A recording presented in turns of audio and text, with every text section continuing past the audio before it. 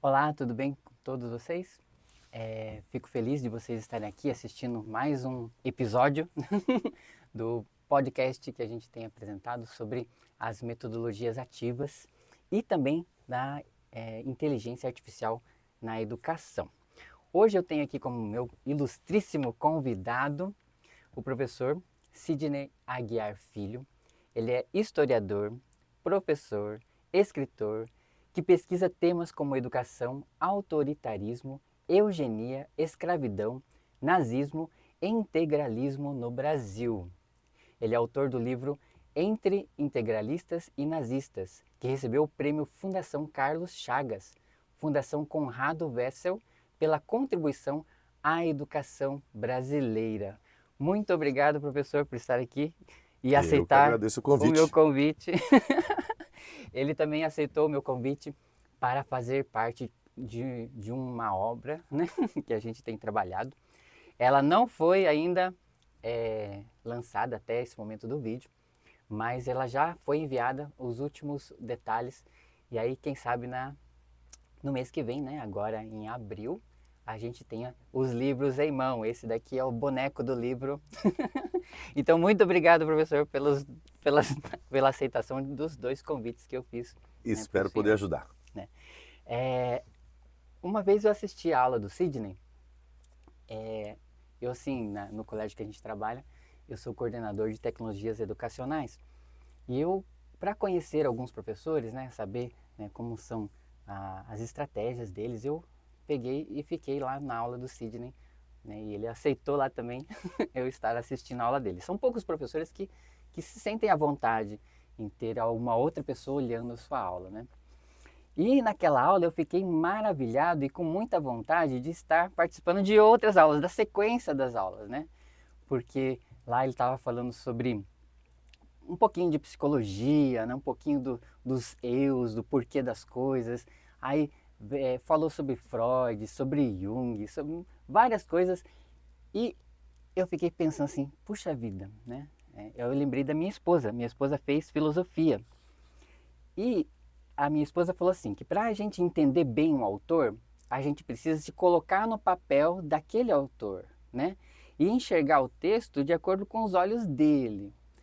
E o Sidney, durante a aula, ele vestia, né, a camisa do Freud, a camisa do Jung, a camisa de quem qualquer que seja. Só que, né, em momentos da aula ele falou assim, mas eu não acredito em nada disso. Cara, mas eu ficava assim, puxa, mas tem tudo a ver, tem toda a lógica, por que que ele não acredita, caramba? Sidney, me fala assim, hoje em dia, né, para você entender esse mundo, como você faz para entender as coisas que acontecem hoje? Como historiador, você também se veste na camisa das pessoas que estão vivenciando essa história? Bom, primeiro que eu não entendo o mundo de hoje. Se a pergunta é o que é o mundo de hoje ou como ele funciona ou qualquer coisa do tipo, não tenho a menor ideia. Não consigo, nem sou preparado para isso. Talvez os sociólogos consigam. Definitivamente, a minha formação de historiador me coloca numa condição que eu preciso pelo menos de uns 40, 50 anos entre os acontecimentos para poder por eles refletir. Em parte porque eu preciso desse distanciamento crítico. Hum, Então, assuntos que, e eu não estou dizendo que todos devem ser assim, mas eu sou assim, assuntos que me tocaram diretamente, ou seja, do fim da segunda infância, começo da adolescência para cá, eu tenho fortes restrições a tentar analisar ou tentar pesquisar. porque você vivenciou. Porque meu distanciamento crítico é muito, muito ralo, muito ralo. Então, eu posso brincar de tentar entender o contemporâneo, eu posso me esforçar em tentar entender o contemporâneo, mas não é minha profissão, não é minha praia, não é minha responsabilidade, a não ser como outro cidadão qualquer, outro aprendiz qualquer, tentando entender onde está e por que as coisas são como são. Mas esse exercício que, portanto, você descreveu, eu fazendo com os meus alunos, é um exercício, antes de tudo, meu, para comigo mesmo, tentando entender também a realidade, tendo a consciência que não consigo, que me escapa um monte de coisa, e o que eu tento costumeiramente com os meus alunos é levá-los a fazer os exercícios cognitivos que eu tento fazer e levá-los a buscar também compreender o contemporâneo com as ferramentas que nós temos possíveis, mas com esta percepção que, do fundo, talvez seja impossível compreender o tempo presente, não é? Verdade. Porque, obviamente, não só a minha visão é parcial, como, ao mesmo tempo que o mundo é pequeno, ele é muito grande, tem muita gente, não é? Então, tem muitos olhares, muitas possibilidades interpretativas, muitas coisas acontecendo ao mesmo tempo. Não tenho a pretensão de tentar entender. Não tenho a pretensão de entender.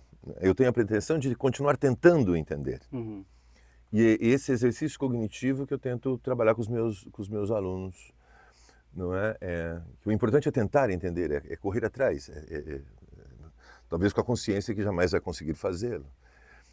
A história tem essa vantagem, não é? A história é viva no sentido de que a sua interpretação como outra ciência é sempre uma interpretação presente, mas a gente já tem um tempo que se passou entre os acontecimentos e hoje que permitiu reflexões críticas, revisões, que outros pudessem estudar assuntos correlatos ou o mesmo assunto. Então, as possibilidades de diálogo, as possibilidades interpretativas aumentam muito e o risco de erro diminui muito. Entendi.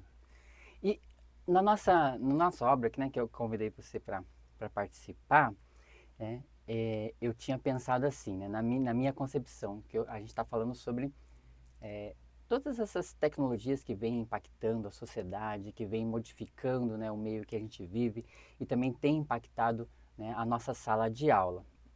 E eu busquei, para formar esse livro, várias áreas, né, ou seja, tentando expandir um pouquinho essas diferentes visões sobre as tecnologias, sobre a educação.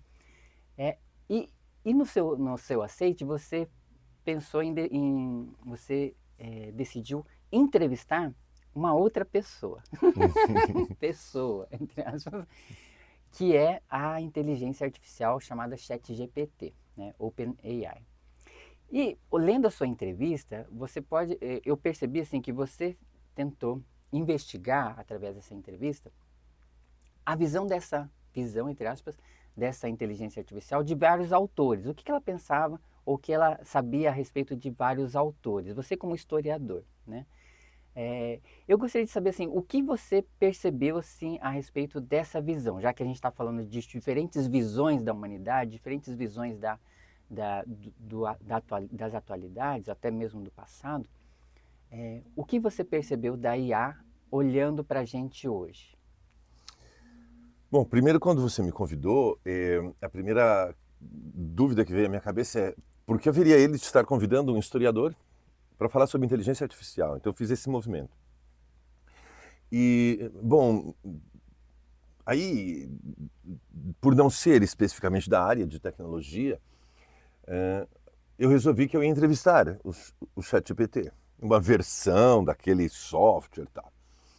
Mas eu resolvi perguntar para ele sobre autores que eu tinha lido no passado e que, assim, mais ou menos eu conseguia imaginar como eles responderiam às tais perguntas. Então, no fundo, ao mesmo tempo que eu estava entrevistando o ChatGPT, eu estava, testando ele. Então eu fui lá e peguei alguns autores pelos quais eu passei lá num passado longínquo, nos anos 90, no começo do século XXI, que quase todos eles não tinham tratado do assunto e nem existia isto às suas épocas.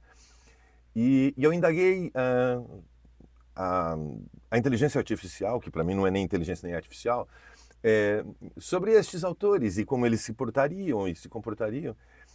E essa entrevista correu de maneira muito interessante, porque eu adotei uma estratégia que era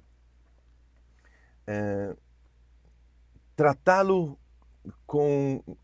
da maneira mais respeitosa possível, como se fosse um ser humano, como se fosse um, sei lá, um aprendiz, como se fosse um ser humano, ou um intelectual, fosse o que fosse, mas eu procurei tratá-lo com dignidade.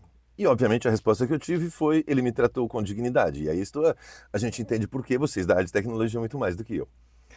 E a certa altura, o que eu me vi foi perguntando a ele sobre como ele poderia ajudar a mim nos processos educacionais. E ele foi me dando respostas.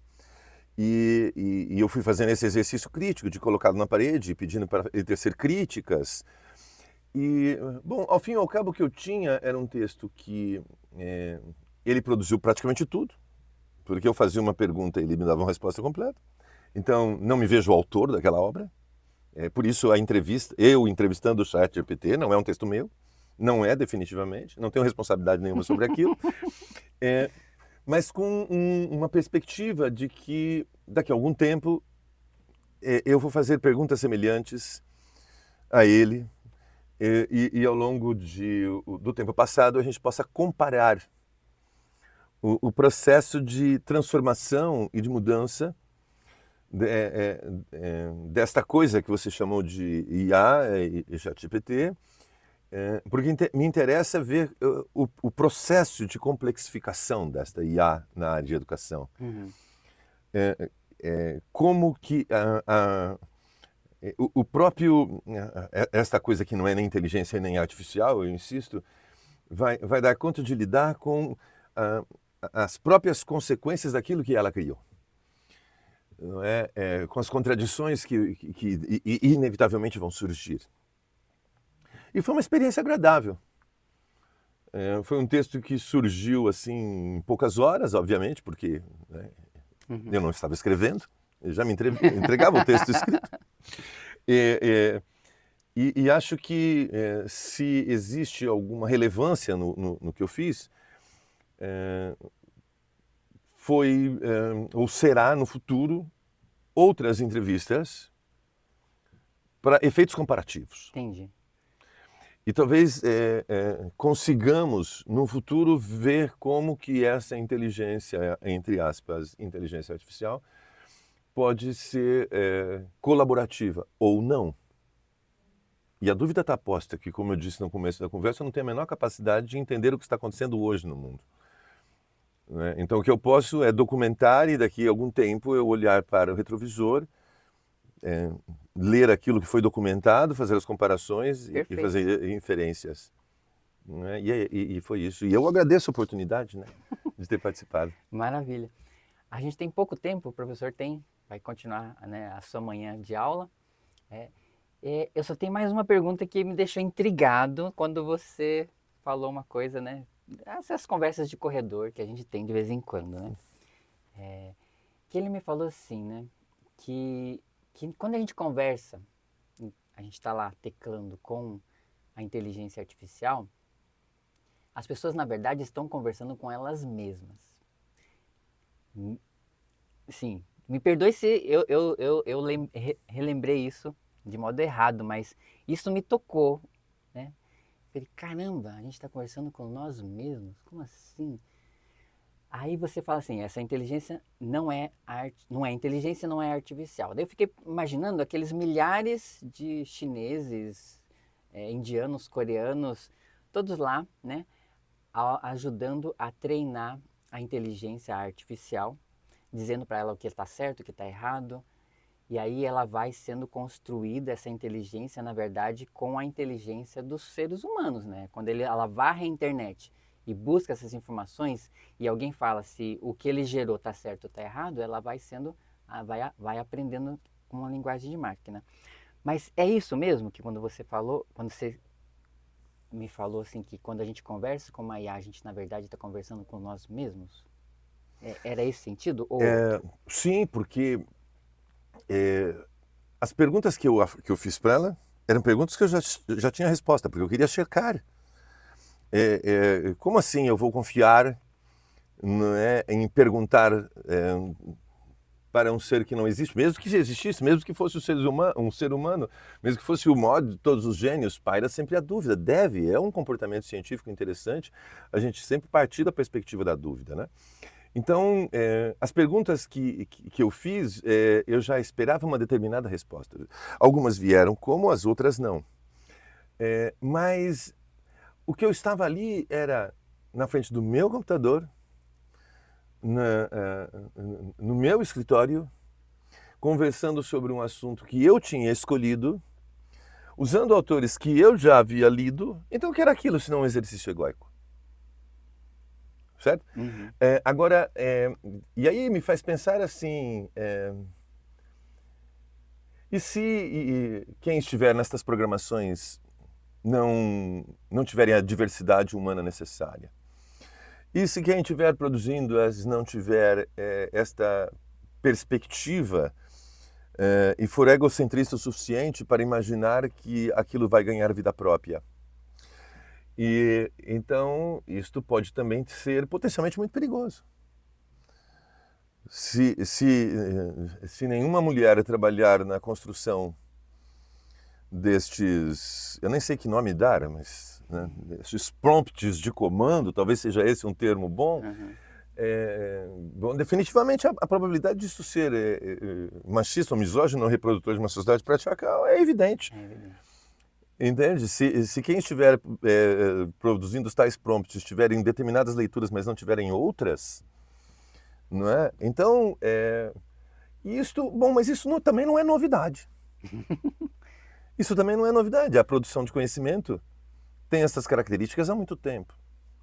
Agora, é óbvio que isto pode ter uma potencialização que, no mínimo, exige de nós um sistemático compromisso de rever-se eticamente, de rever o caminho que a gente está fazendo. E daí essa estratégia. Se eu não sou especialista na área e que eu sou historiador e não há documentação que eu possa voltar 50 anos, porque a inteligência artificial, entre aspas, é uma coisa muito recente, então eu estou preocupado em produzir isso. Vamos entrevistá-la, entre aspas, durante várias vezes ao longo dos anos, e em algum momento a gente vai conseguir olhar para o retrovisor e ver. Como que ela evolui. Ver como se evolui. Se evolui. Não é? E se evoluir, como? Por que caminhos? Os vieses, né? Exato. Maravilha. Gente, muito obrigado. Eu que agradeço, Sidney. Sinaga. O Eu professor te admiro Sinaga bastante. é muito generoso de me trazer aqui, de fazer estes convites. Eu gostaria de parabenizar o seu trabalho e agradecer, porque há um estancamento muito forte nestas áreas. Não é? Por exemplo, a necessidade de cientistas humanos, de filósofos, nesses prompts de comando é fundamental. Sim. E de filósofas, e de cientistas humanas, e de historiadoras, nações, né? e de todas as referências. Porque senão o maravilhoso pode ser perigoso. Muito obrigado. Obrigado, valeu mesmo. Obrigado. Até mais, gente. Tchau, tchau.